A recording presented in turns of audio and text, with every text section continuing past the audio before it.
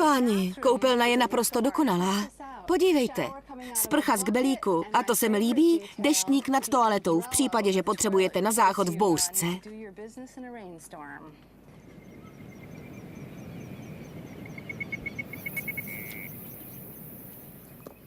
Žádná elektřina, žádný internet. Z okna slyším příboj a měsíc je v úplňku.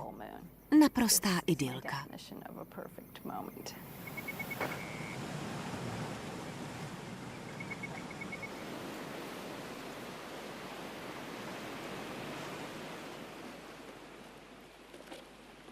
To, že tady není elektřina, neznamená, že musím zůstat ve špinavém prádle.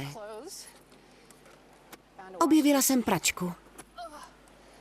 Nalijte pár kapek mýdla nebo šampónu. Myslím si, že kromě pasty by mělo fungovat cokoliv. A teď ke studni. Nabereme vodu. To bude stačit.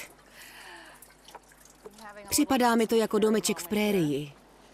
Tak, vodu nalijeme do pračky.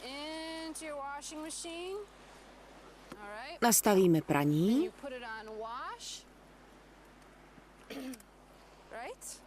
A teď dodáme energii.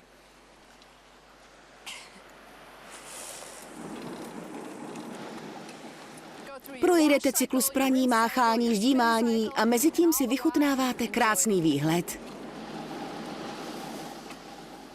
A nestojí vás to ani čtvrťák.